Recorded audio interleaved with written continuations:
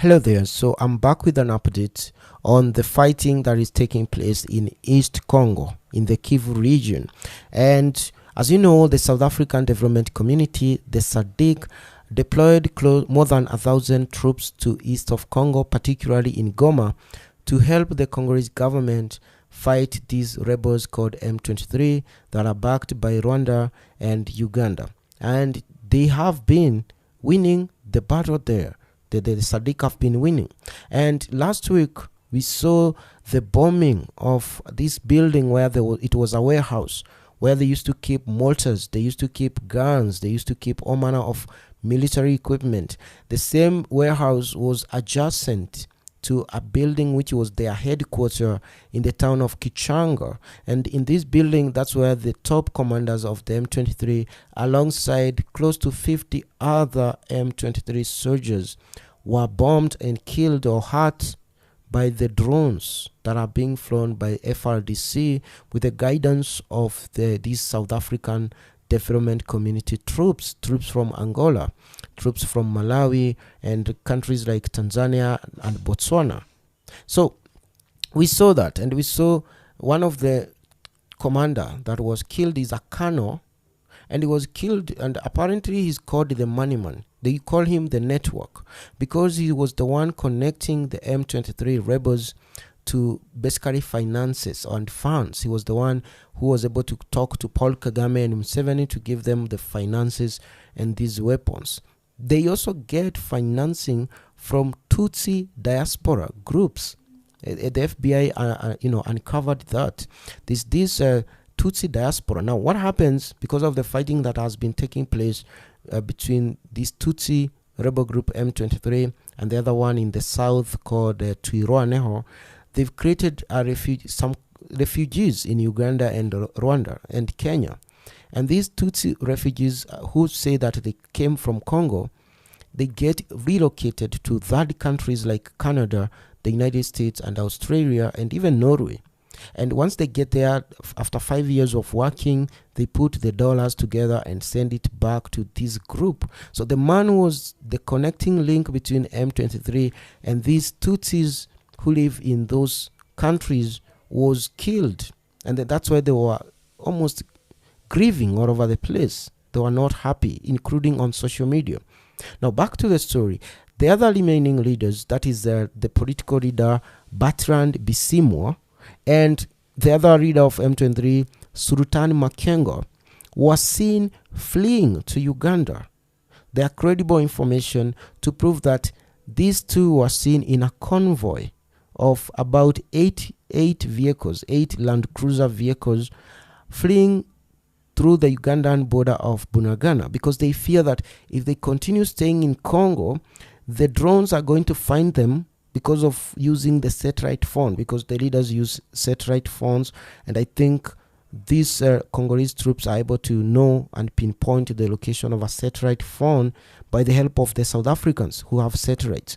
And once they get this satellite phone location, the next morning they come with drones and bomb them. That's how they got the other two. So these others ran to Uganda because they fear using satellite phones, and they also fear using the normal GSM network. So this is the town of Mweso, where today in the morning there was heavy fighting. I'm trying to show you through this Google map. So the town of Mweso, if you look closely, is some kilometers north of where they were. The bombing was somewhere in Kichanga here. So as you can see, if I use the Google's tools to measure the distance between this is 15 kilometers. So 15 kilometers north of Kichanga is where you find Mweso. So the M23, after that bombing, right, after the bombing and the loss of their leaders, they moved north and captured another town. They left Kichanga. So they left Kichanga, they went to that town north of Kichanga called Mweso. And in Mweso, there are this militia called Wazalendo, the local youth with guns that are there to defend their homes. So they started engaging them. And these rebel, or rather local militia, the Wazalendo, the patriots, young people, are very lethal and effective because they don't have They don't have vehicles. They don't have stores that they keep their ammunition. It's just young guys with guns. So they appear and disappear. They hit and move. They hit and move. As for the M23, they have this stockpile of mortars, stockpile of anti-aircraft guns, stockpile of ammunition, stockpile of, field medicine, and a lot of uniforms that they have gotten from Rwanda and Uganda. So they have to store it somewhere, and they are very exposed because they also use vehicles. They move around in these Land Cruisers, Toyota Land Cruisers. So that's how they're able to be hit, because there was Arendo young guys. They can move on foot in the bush, in the villages, and they hit, then they disappear. And in frustration, now you have to listen to this. In frustration, the M23 have been unable to even hurt or even have an impact on the Wazalendo. So in frustration, they have been firing mortars. Mortars are those things that they fire in the sky and they come down on someone and explode. So they've been firing blindly. They've been firing mortars on people's homesteads.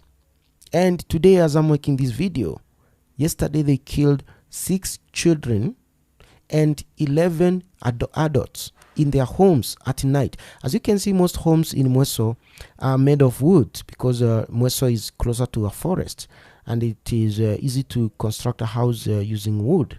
So they hit some of these buildings, as you can see in the photos here. As you can see from this photo, most buildings in Mweso are constructed using wood, and they fired these mortars. As you can see, these are the homes in Mweso. For example, this is an old photo of one of the buildings in Mweso. It's made of wood. So they fire the mortars and it comes down on such a building and brings it down. So M23 have committed crimes in Mweso out of frustration, because they are not able to fight real soldiers, so they just kill innocent civilians. And that's why we keep saying M23 are terrorists. And it means that if the pressure continues, they are going to kill more people, and after that they are going to go to Bambo, and after Bambo they go to Kiwanja in Ruchuru, or they are on the way to Uganda. They follow this highway. So definitely they are going to go to Bambo here. They have a base in Bambo, and after Bambo they are going to move to Ruchuru.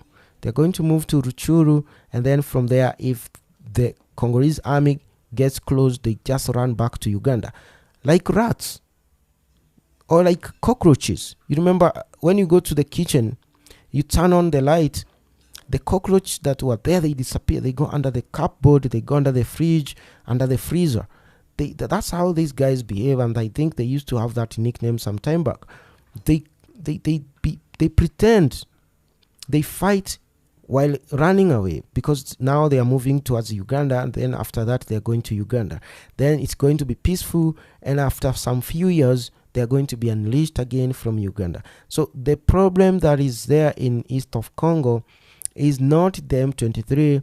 It is not this group that Paul Kagame keeps talking about, the FDLR. It is the two countries that are neighboring Congo, that is Uganda and Rwanda. Because if these rebels, after committing crimes in Mweso, after committing crimes in Congo,